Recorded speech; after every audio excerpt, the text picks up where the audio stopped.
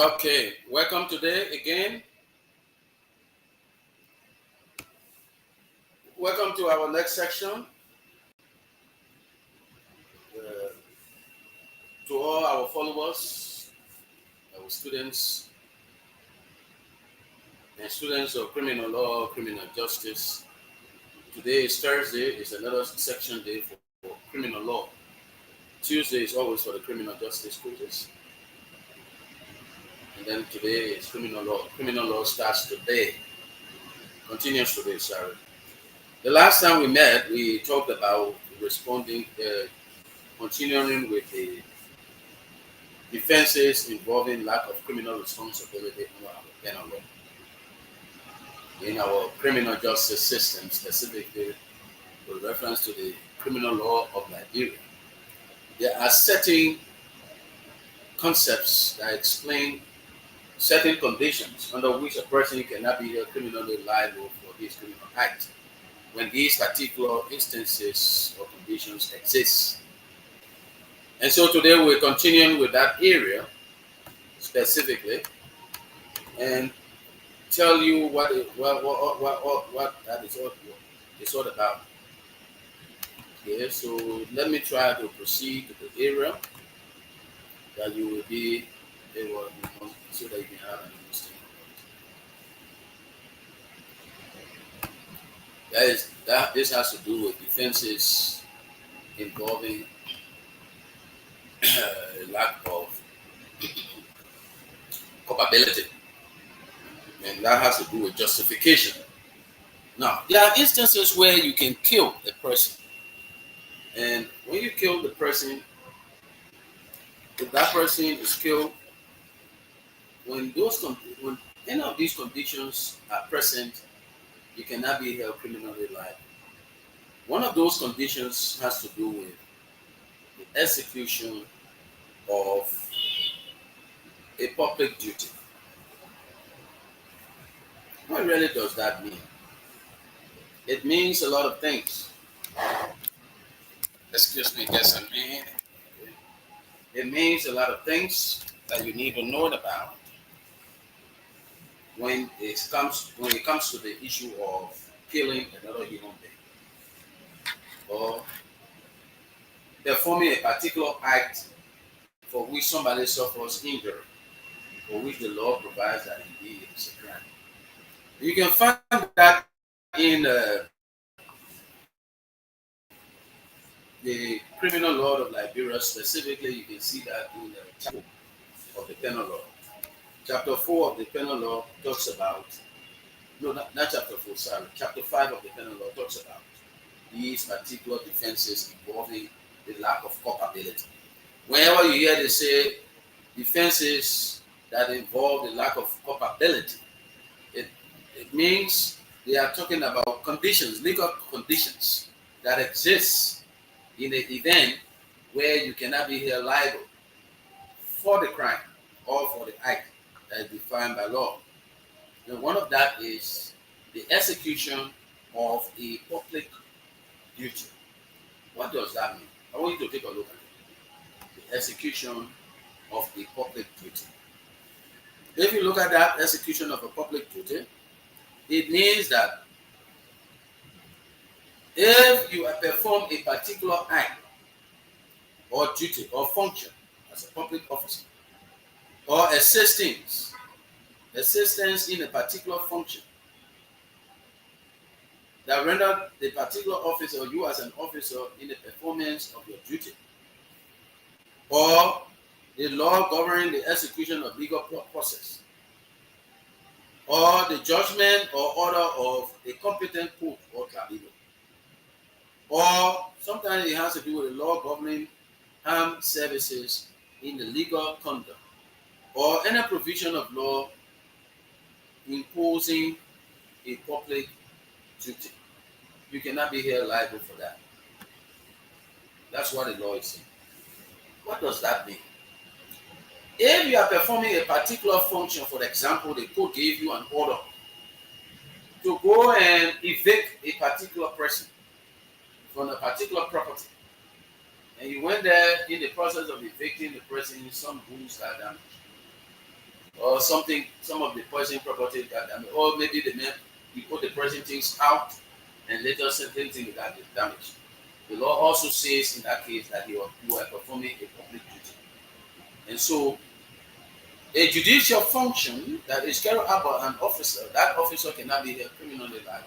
So you can sue a judge for making certain decisions. You can sue a sheriff for performing the function and order of the court. You can't. Unless you observe that indeed it was not the court that gave that person the particular order. That's one instance. You can also arrest a police officer for adequately restraining a person who had committed an offense. And that person was being arrested by the police officer taken to the headquarters. And then you come and say, when the man was restraining me, I felt pain, so I'm suing the man for the pain he caused me. If the arrest was legal and the force used was proportionate to the resistance that you offered or you exhibited, then obviously that police officer cannot be held criminally liable on our penal law. It also goes with the man who is at the Morelia Central Prison. Maybe there are some cases where if a man is sentenced to death by hanging, and then he is hanged at the Morelia Central Prison, maybe the order will go, the Supreme Court confirms it, the decision is signed by the President of the Republic of Liberia that he signed the execution order, and then the officer in the prison there, they hang this person and the guard the person killed. You cannot sue that man who had carried out that particular function. The reason you can sue him is because it was a duty, public duty, official function. There was an order executed according to law for which they have been empowered to perform. So you can't do that. You can't hold them responsible for it. That's what we mean by execution of public duty. So long the person was acting within the scope of the law, in performing his duty in good faith, he cannot be held liable. If for any reason you believe that there were damages growing out of that particular process, and you know that that officer was performing a function on behalf of the institution, you can only sue the institution, not the individual officer. The next kind of defense under our law that you can also not be criminally liable is self-defense. The question is, what do we mean in the penal law when we say self-defense? Now, self-defense under the Liberian law, especially chapter 5, you can find that in chapter 5 of the penal law. Okay? If you talk about self-defense, you'll find that in chapter 5 of the penal law of Liberia. The use of force is necessary, even if the person died out of the use of that force. Especially, but there are certain conditions that must be present in order for the person to exact that defense in the penal law. When a man kills another person and exacts the self-defense theory as a means of him not being held criminally liable, that his actions were justified under the penal law of Liberia.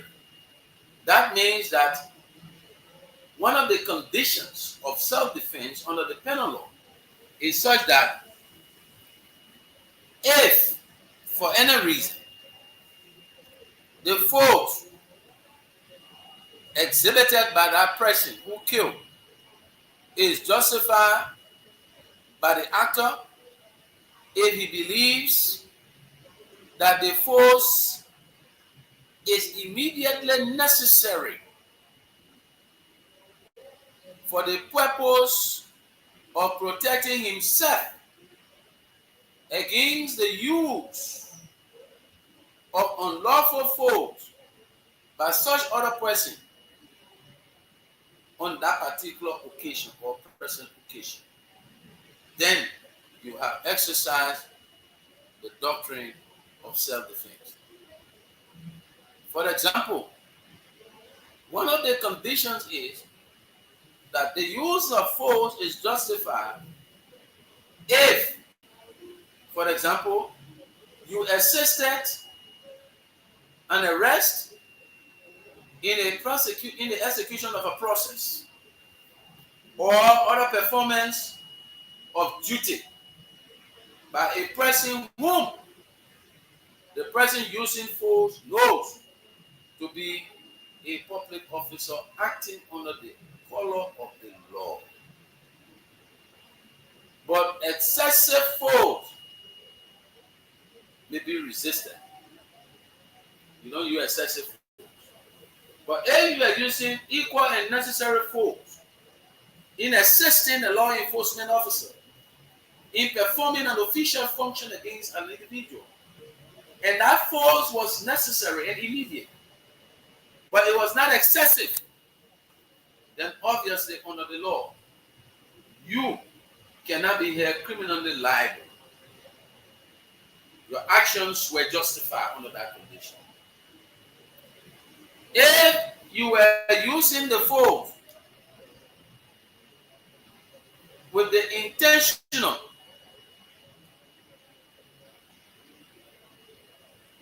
as a result of intentional provocation. Let me say that again. If a person using force has intentionally provoked unlawful action by another person in order to cause bodily injury or death to such person, or he has entered into mutual combat with another person, or is the initial aggressor of a person's use of force, excessive defensive force, after he withdraws from an encounter to indicate to the other person that he has done so to justify, or if later, nevertheless, continues or menaces unlawful action. To resist force used by the occupier or possessor of property or by another person on his behalf, when the person using force is doing so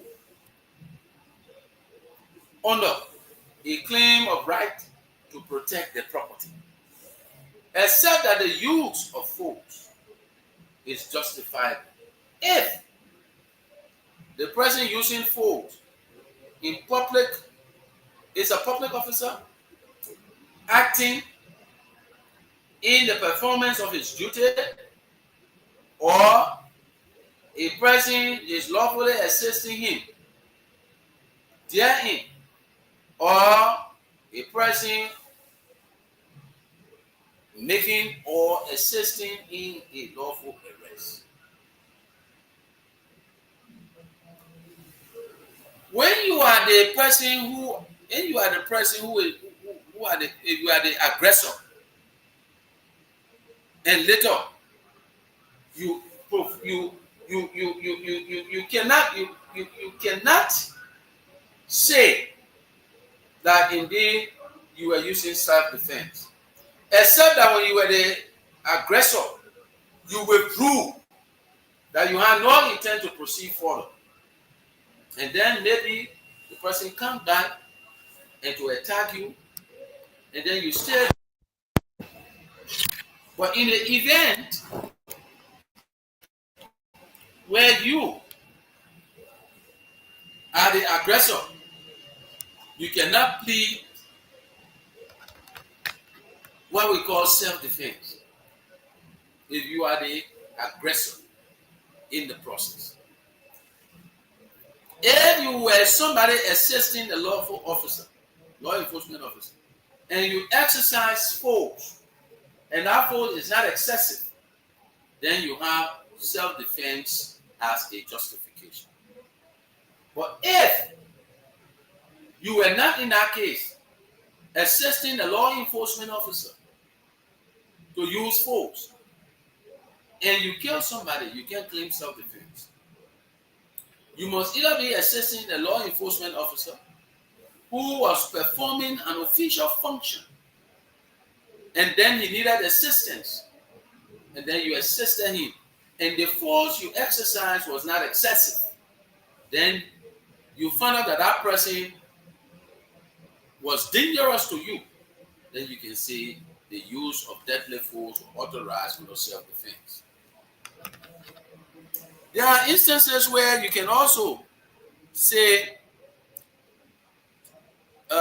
defense of oneself when you observe that there was deadly force. When do you use deadly force? The use of deadly force is justified under Liberian law. Is justified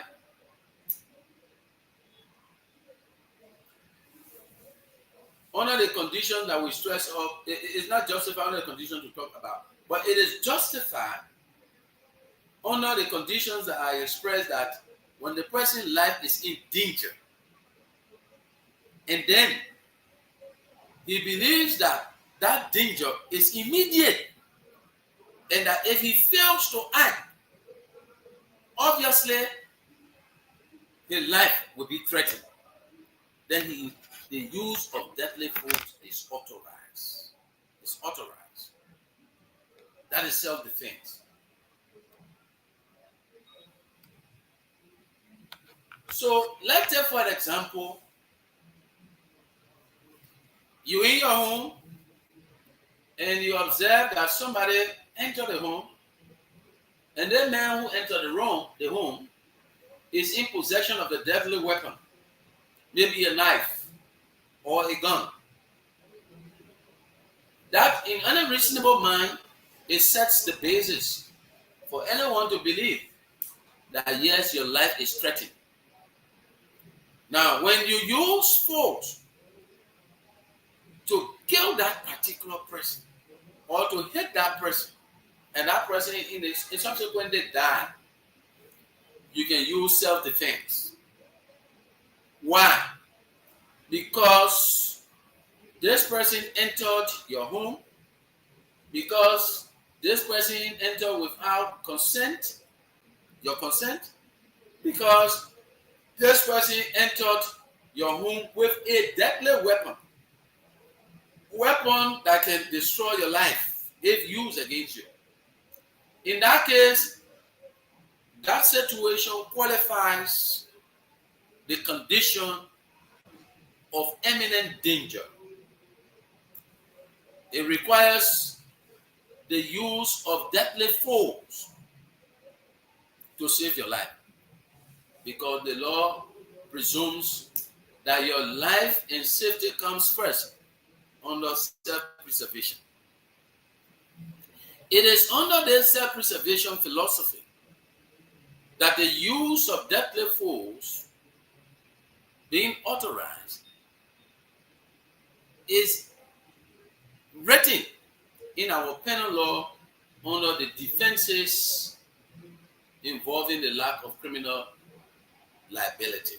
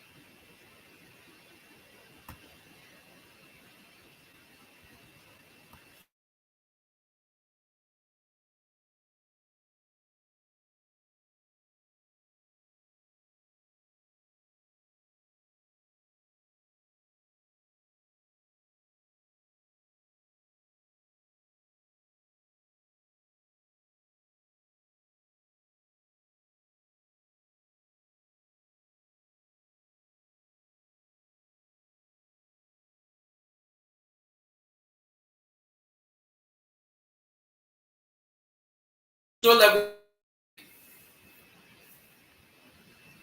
the use of deadly force to save your life is what we call self-defense.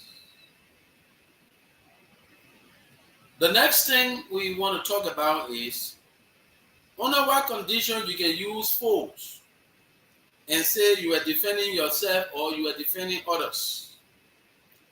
That doctrine also applies to the criminal justice system in the penal law, where use of deadly force can also be used, can also be applied. If you as a person have reason to believe that you got to use deadly force for the safety of another person. If another person's life is in danger, carried out by another is in danger, and you believe that the person's life being in danger implies you must use force, it is justified under the penal law of Liberia. So the use of force is justified for defenses of other persons. That is, the person using force will justify under the penal law to protect himself against the injury he believes to be threatening to the person whom he seeks to defend. If he believes that the injury will also affect that particular person, he has the right to use force. Under the circumstances, the person using force must believe to be that the person whom he seeks to defend will be justified in using such force. The person using the force must believe, in fact, that his intervention is necessary for the protection of that person's life. So it is the same way. Deadly force or use of force in the criminal justice system of Liberia implies that the person using force against somebody must have reason to believe that if he does not take that decision against the aggressor, that person who has been let's say a victim, who might be a victim to that particular person he got rid of or harm, their life will be in danger.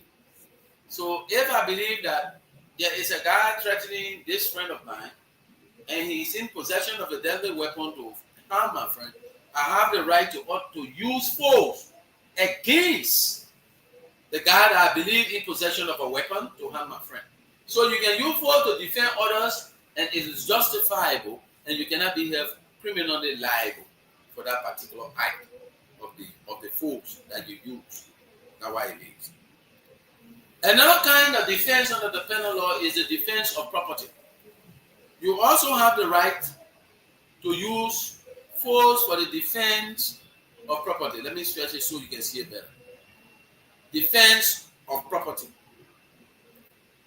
The defense of property is you have the right to use force to prevent or terminate any unlawful act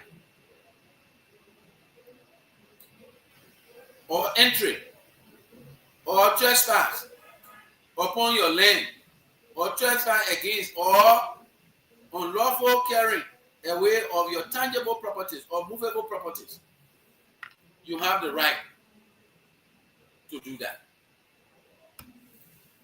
Under Liberian law, when they say your right to defend property, you have the right to stop somebody from entering your property.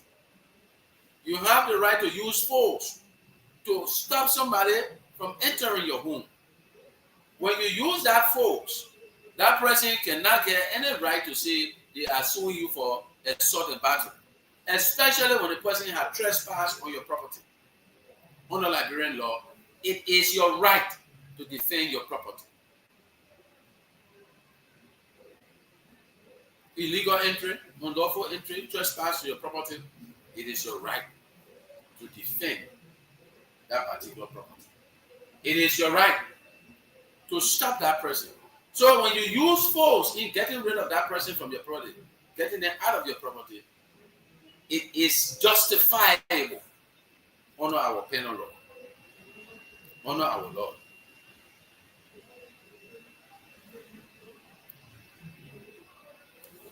Let's look at the next one. The use of force in effecting an arrest or preventing escape from custody. Okay? Force is justified under the penal law when you use it. When you, the actor, you are assisting a law enforcement officer to effect an arrest.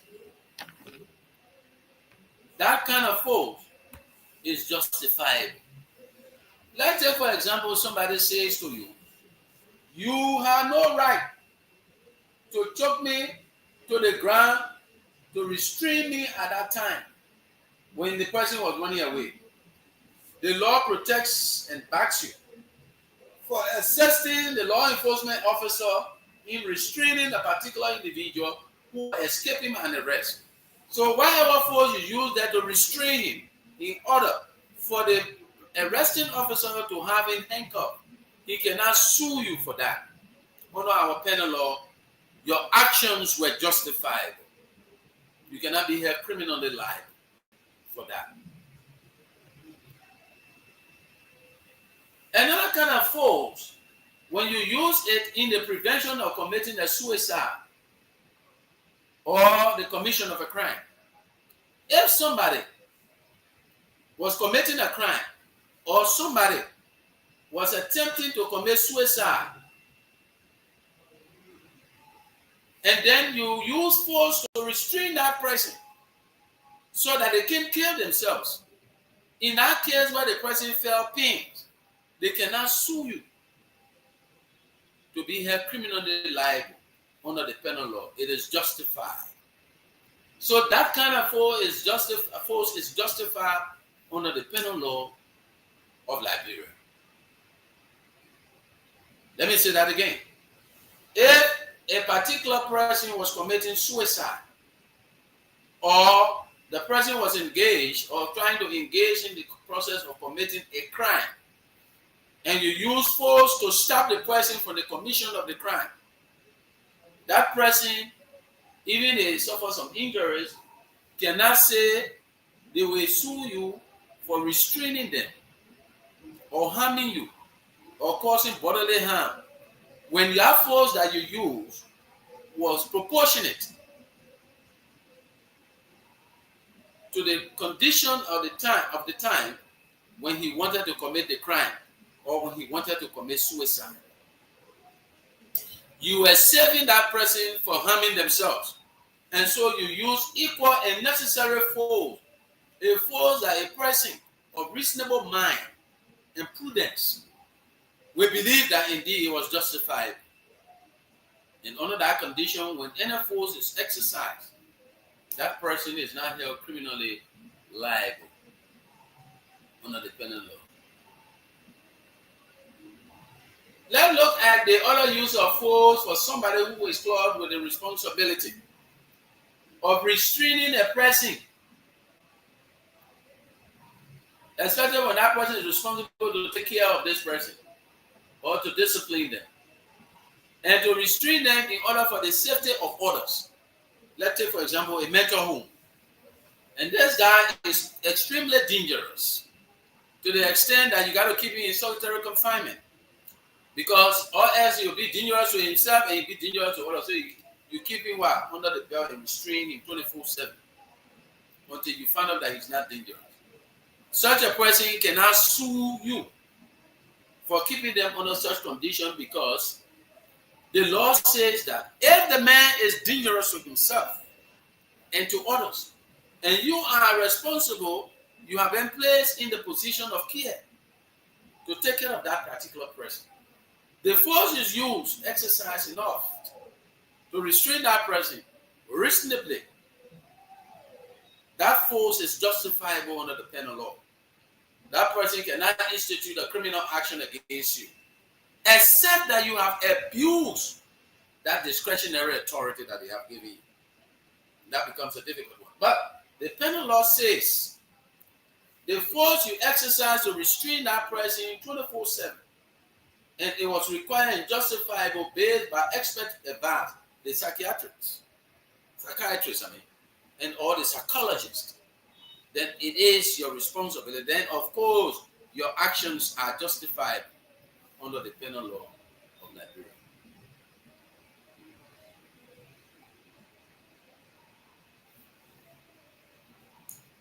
Let's look at another one, the mistake of law regarding the unlawful force, or what we call, let me bring it closer so you can see it. Good. The mistake of force by person with special responsibility. The mistake of law, regarding the unlawful force or legality of arrest. Okay? Legality of arrest. What does that mean? They say justification is afforded under the section 5.3 to 5.7. Now, under our penal law,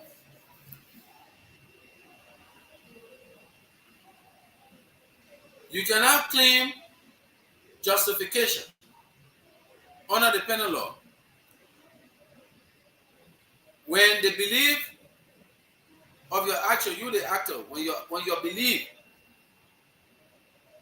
in the unlawfulness of the force or conduct against which you have employed protective force on the person's behalf in the lawfulness of an arrest,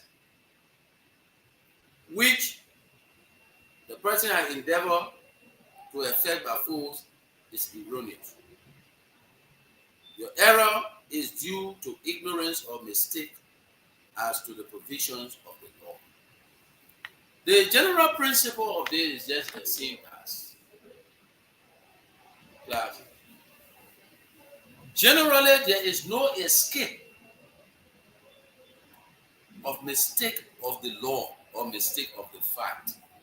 That is just the general principle.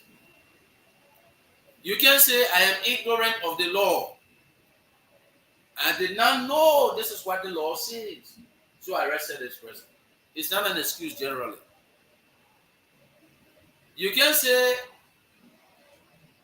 mistake of the fact. I never knew that this kind of situation, the kind of person could be this way. You can say it's not an excuse in the criminal law. So mistake of the fact, mistake of the law, generally they are not excuses that can serve as justification of your criminal conduct. But there are exceptions.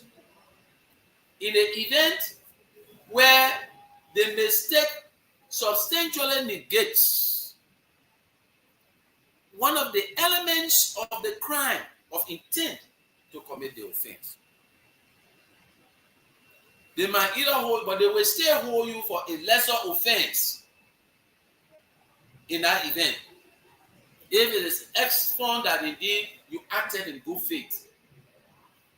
Like there is something for those of you who have knowledge in the criminal law doctrine, criminal justice system doctrine, the issue of like the good faith exception under the exclusionary doctrine or exclusionary rule. You know that the exclusionary rule in criminal justice, it says illegally obtained evidence are not admissible in the code of law. So under that, If, for instance, you went for a search and seizure in apartment A, and you found out that in apartment B, when you carry the search and seizure believing that apartment B is apartment A in good faith, that is the exception. So when you hear the exclusionary rule, they say that's illegally obtained evidence and not admissible in the code of law. The exception to that principle. So under the condition is that mistake of the fact generally when you committed an act and you say you are not aware that it could be a crime, you know how to believe. That is general rule. It's not an excuse. Why generally they're telling you that it's not an excuse, it does not mean that you'll be held criminally liable for the full act. But when it has to do, when that mistake of the fact substantially negate one of the major elements of the crime, like intent to commit that specific offense, was not present, then they can hold you for negligence or recklessness, but not for the full crime, like for instance, murder. Instead of them to hold you for murder, they will not hold you for murder, they will just say reckless endangerment to life or manslaughter. Because the actual premeditation, deliberation, and malice aforethought required for murder was not present when you committed the crime offense. So that is where the exceptions are. Let's look at another justification, the conduct that avoids greater harm. What does that mean? A conduct is justifiable if the author believes it is necessary to avoid harm, clearly greater than the harm which might result from such conduct, and the situation developed through no fault on the actor, provided that neither this title or the criminal law title now or other law defining the offense provides exception or defenses dealing with the specific situation involved. The necessity and justifiability of such conduct may not rest upon considerations pertaining to the morality and advisability of the penal statute defining the offense, either in the general application or so. What does that really mean?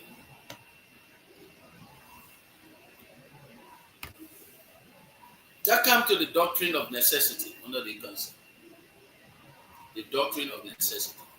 You know, in criminal law, there is a Latin doctrine. There's a Latin legal doctrine. And you can find that in the Black's Law Dictionary, the back of the page that has to do with the legal maxims. For you, most of you, my criminal justice students and my criminal law students at the law school or at the red. That doctrine says, I will say it slowly, quod necessita cujet defende. What does that mean? It means that which necessity compares, it justifies. Let me say that again. Quod necessita cujet defende. That's a Latin word. That's a Latin doctrine in law. It said that which necessity compares, it justifies. You may be clothed with certain situations, and you have to choose between the two evils. The one that you know that is of a greater harm,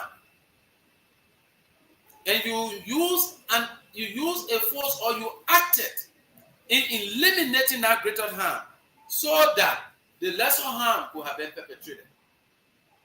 You can plead a defense of justification under that particular doctrine.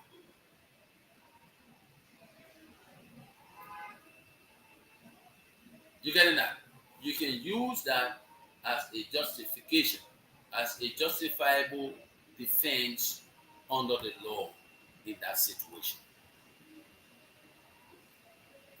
The conduct that involves greater harm. You say, but man, you are not going to do that one. Why did I say, if I was not going to kill this guy was at the verge of already killing more than I would have broken the man's leg. But the point is, if I broke the man's leg, the man have more than 200 persons in hostage.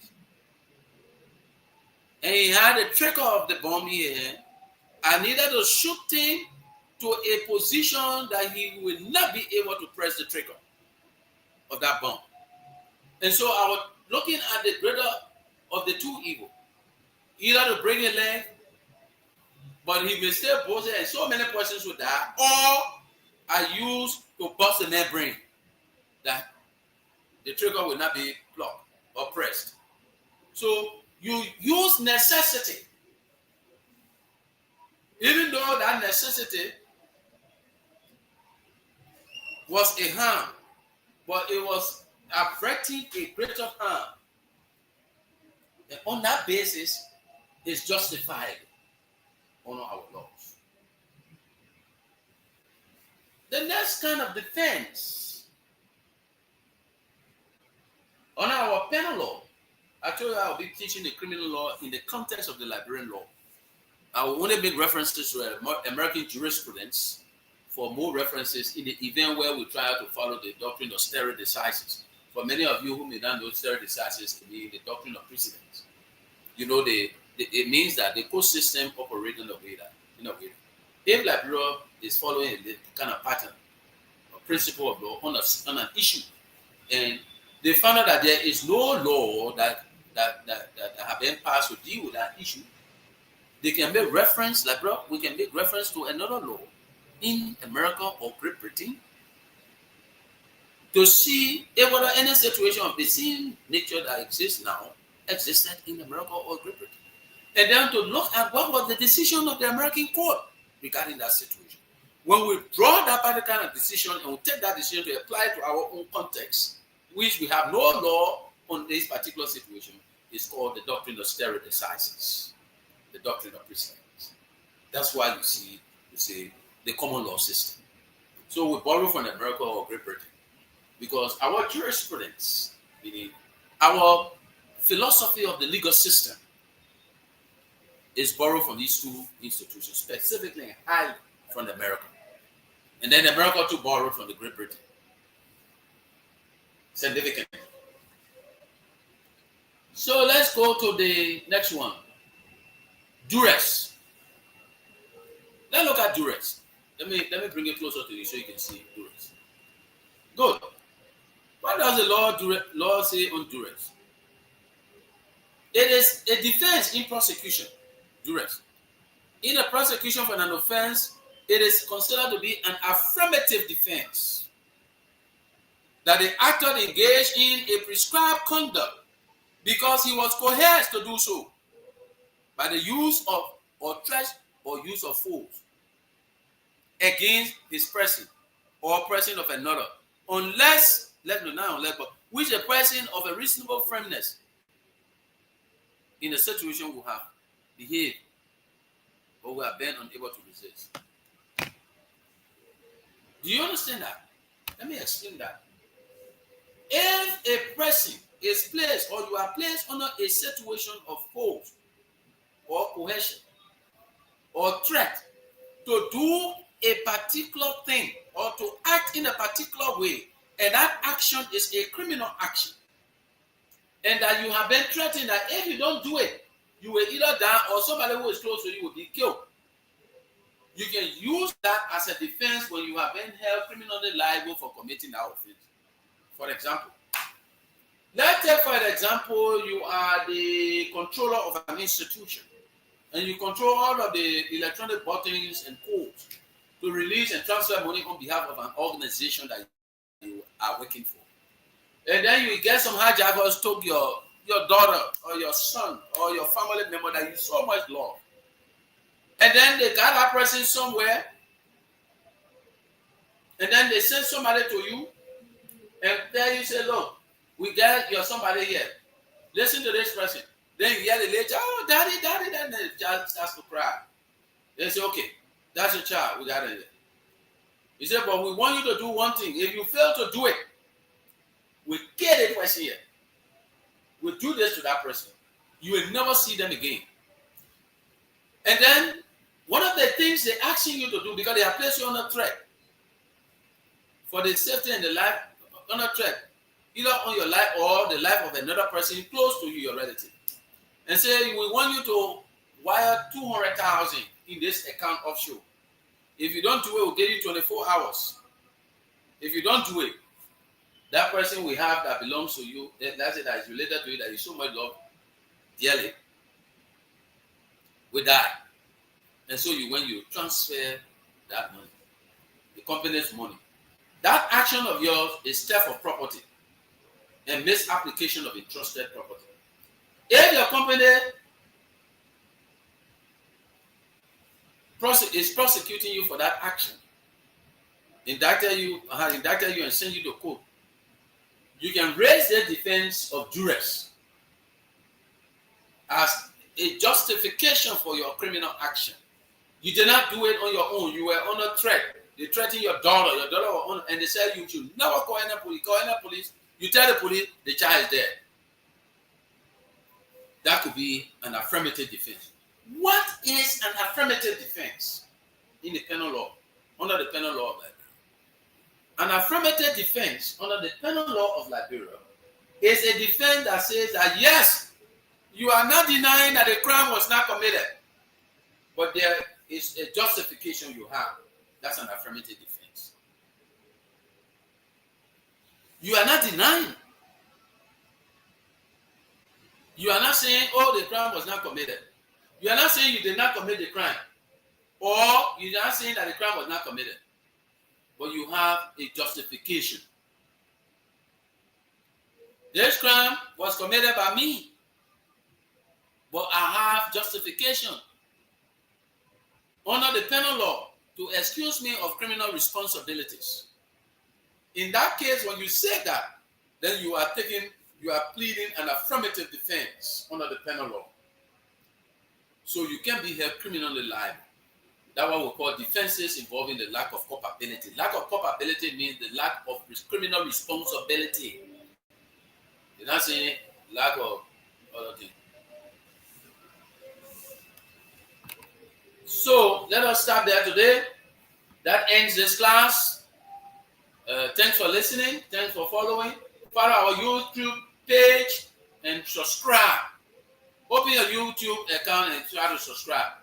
Because subsequently, as I told you, we'll be sending these documents on our YouTube for you to access at a certain point in time. So, thanks for listening. Thanks for being part of the class. Good day. And we'll see you again.